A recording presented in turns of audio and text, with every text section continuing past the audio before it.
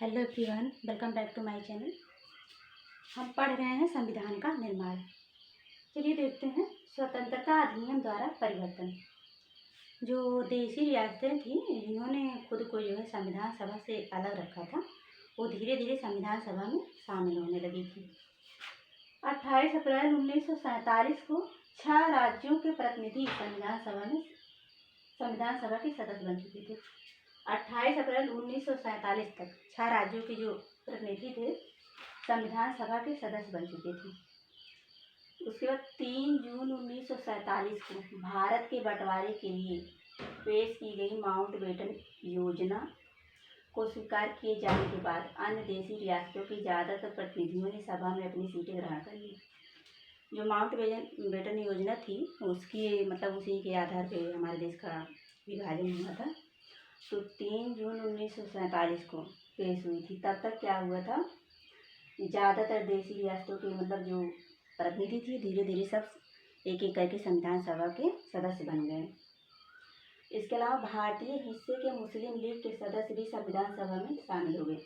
जो मुस्लिम लीग के सदस्य थे, जब भारत का विभाजन होने लगा भारत और पाकिस्तान में, तब मुस्लिम लीग में बहुत सारे सदस्य थे। तो जो भारत में रह गए थे वो कुछ पाकिस्तान में चले जाते, तो भारतीय हिस्से के मुस्लिम लीग के सदस्य भी संविधान सभा में शामिल हो गए। अब यहाँ पे देखते हैं भारतीय स्वतंत्रता अधिनियम 1947 ने सभा की स्थिति में 3 परिवर्तन किए। तो देखते हैं क्या क्या परिवर्तन किए। पहला तो सभा को पूरी तरह से संप्रभु निकाय बना दिया गया।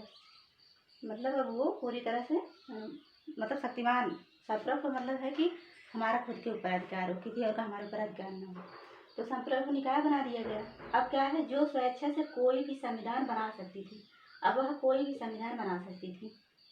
और इस अधिनियम ने सभा को ब्रिटिश संसद द्वारा भारत के संबंध में बनाए गए किसी भी कानून को समाप्त करने अथवा बदलने का अधिकार दे दिया गया। अब क्या था, अब ब्रिटिश संसद कोई भी अगर कानून बनाई थी तो उसको अब भारतीय जो संसद थी, संविधान सभा थी, उस कानून को बदल भी सकती थी और उसको समाप्त भी कर सकती थी।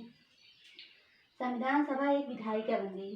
विधायिका जो कानून बनाती है, अब ये विधायिका बन गई। दूसरे शब्दों में कहा जाए तो सभा को 2 अलग अलग काम सौंपे गए। पहला काम क्या था, स्वतंत्र भारत के लिए संविधान बनाना। दूसरा था देश के लिए आम कानून लागू करना।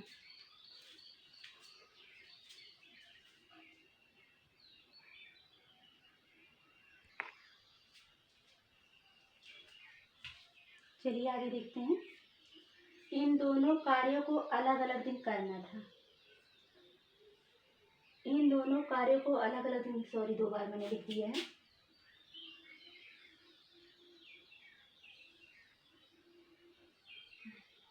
इन दोनों कार्यों को अलग अलग दिन करना था।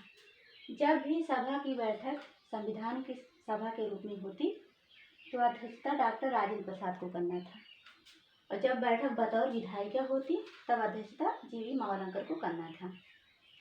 संविधान सभा 26 नवंबर 1949 तक इन दोनों रूपों में कार्य करती रही।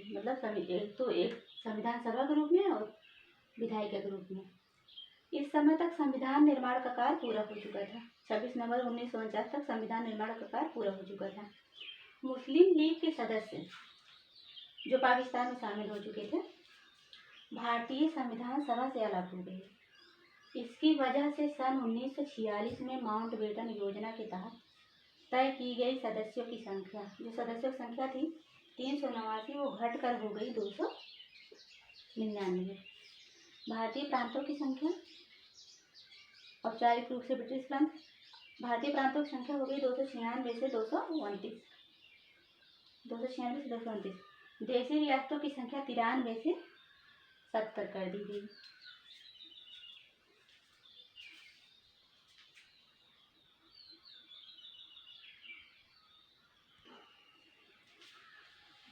अन्य कार्य देख लेते हैं। संविधान के निर्माण और